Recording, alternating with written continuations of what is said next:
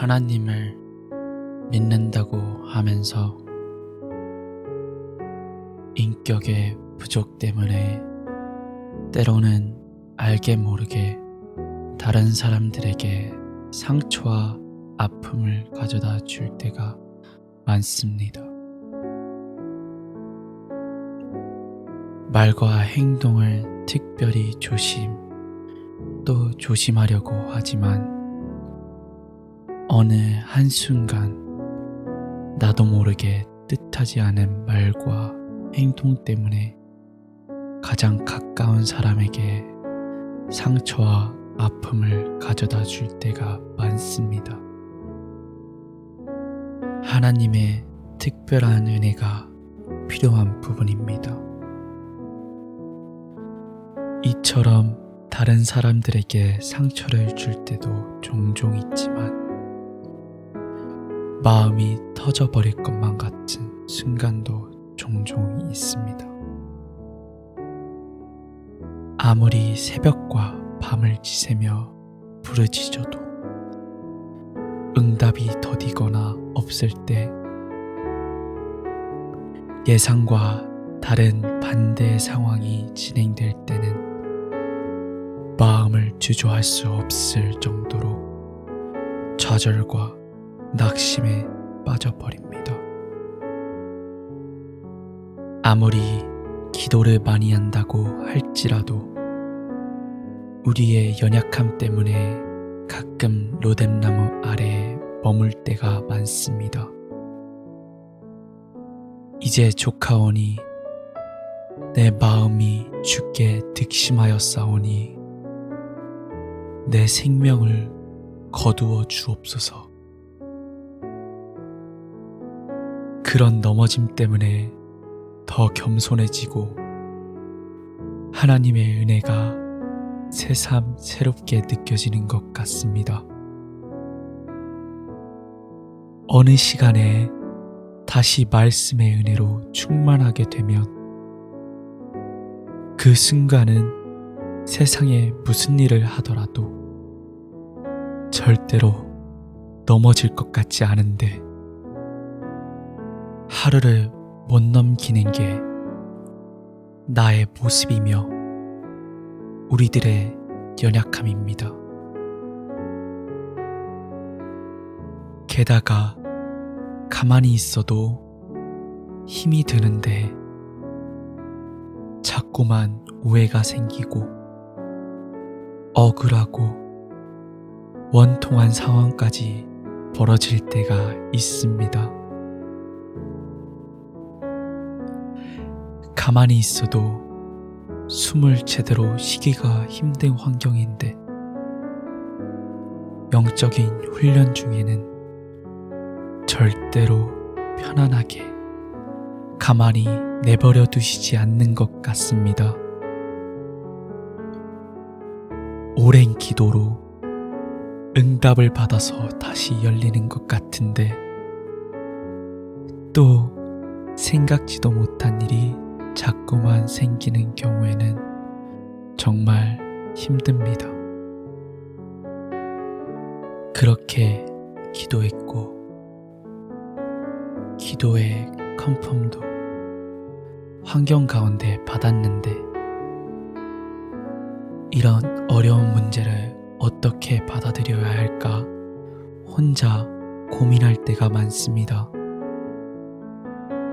그런 시간에는 갑자기 하나님에 대해서 확신도 사라지고 혹시나 하나님께 잘못된 믿음으로 나아가는 것은 아닌가 하는 두려움도 생깁니다. 욥도 그랬고 다윗도 그런 인생을 살았습니다. 바울은 피 묻은 예수 그리스도의 복음 때문에 셀 수도 없이 억울했고 원통한 순간을 보냈습니다. 모세 또한 하나님의 이름으로 백성들을 인도해 나갈 때 많은 인내가 필요했습니다. 하나님의 사람들 모두 쉽지 않은 인생의 시간을 보냈습니다. 많은 이들이 고통보다는 형통한 사람들의 이름을 부러워합니다. 야베스의 기도처럼 그런 회복의 축복 속에 살고 싶어 하고, 솔로몬 왕의 부귀영 아래 영적인 축복과 더불어 누리고 싶어 합니다. 말씀을 읽고 묵상하면서 평안과 평탄한 인생을 깊이 사모하게 됩니다. 그런 삶을 살았던 사람 가운데 이삭이라는 이름이 떠오릅니다.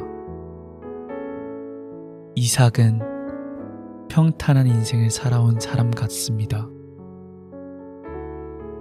믿음의 아버지 아브라함의 영육간의 유산을 고스란히 이어받는 인생이라서 더 그렇게 느껴질 수 있습니다. 과연 이삭은 마냥 형통했던 사람이었을까요?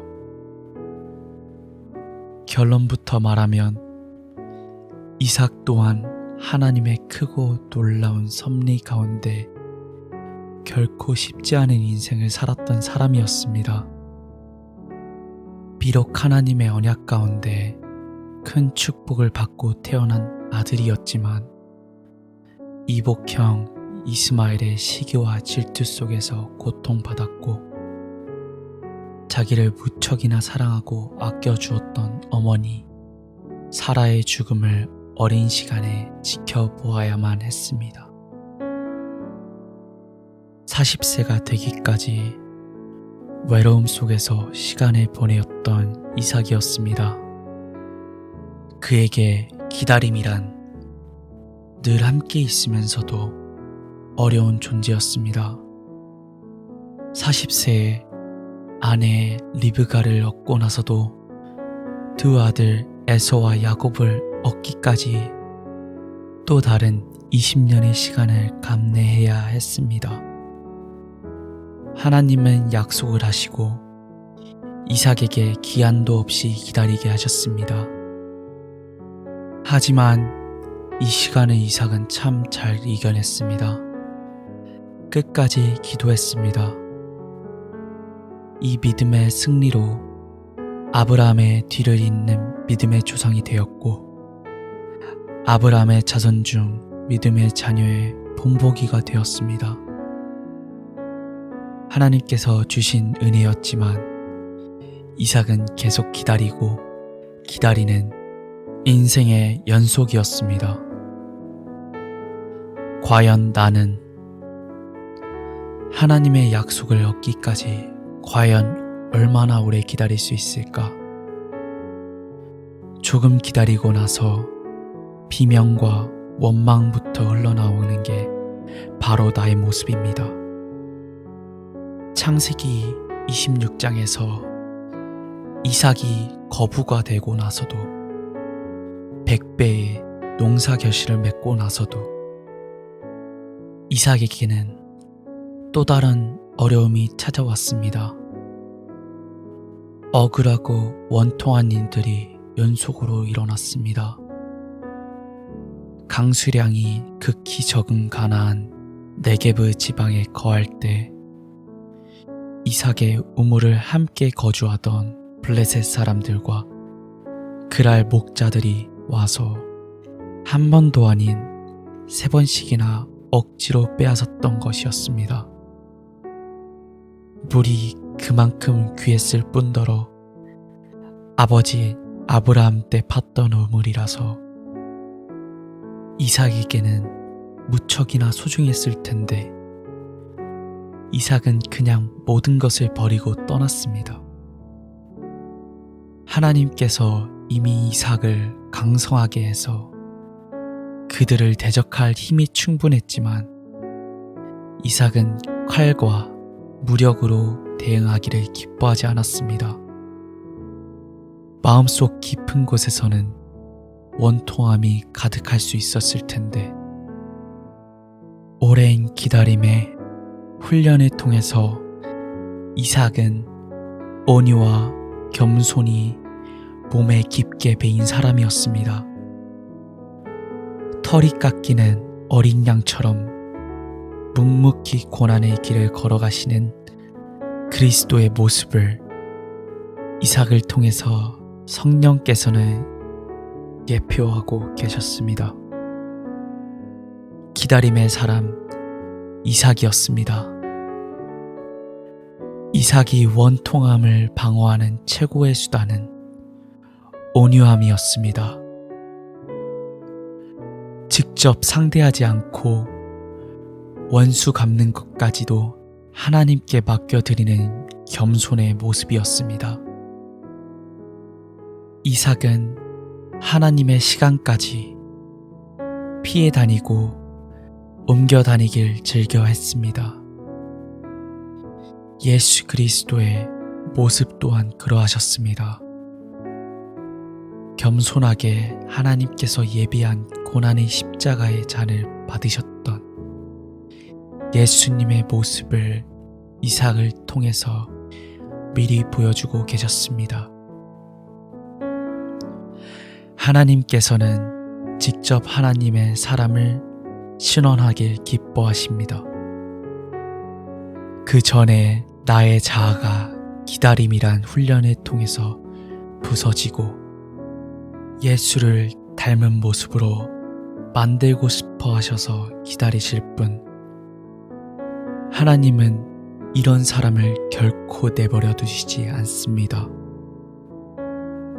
십자가의 죽음 뒤에 부활의 영광이 함께하는 것처럼 이삭 또한 창세기 26장에서 하나님께서 친히 신원해 주셨습니다. 하나님께서 일하셨습니다. 이삭을 쫓아냈던 블레셋 왕 아비멜렉과 군대 정관이 친히 먼 길을 찾아와서 화친 조약을 먼저 청했습니다. 이삭은 원통함 대신 너그러운 마음으로 그들을 맞이했습니다. 하나님께서는 그러한 이삭에게 또 다른 새 우물을 손에 쥐어주셨습니다. 이삭은 예수께서 그 원통한 일을 통해서 영육 간의 지경을 훨씬 더 넓혀주셨던 것을 삶으로 깊이 체험하게 되었습니다. 십자가에 죽음이 있었기에 부활의 영광이 있을 수 있었습니다. 온유한 자가 땅을 차지하게 되고 화평케 하는 자가 하나님의 아들이라 일컬음을 받게 됩니다. 이삭의 모습을 통해서 이 말씀이 문자 그대로 이루어지는 것을 다시 한번 보게 되었습니다. 이삭은 억울하고 원통한 시간에 하늘 보좌를 움직이는 가장 강력한 무기가 온유함과 겸손함이라는 사실을 잘 아는 하나님의 사람이었습니다. 온유함은 원통함과 억울함을 풀어주는 하나님의 방법입니다. 내가 고통 중에 여호와께 부르짖었더니 여호와께서 응답하시고 나를 넓은 곳에 세우셨도다. 시편 118편 5절. 아멘.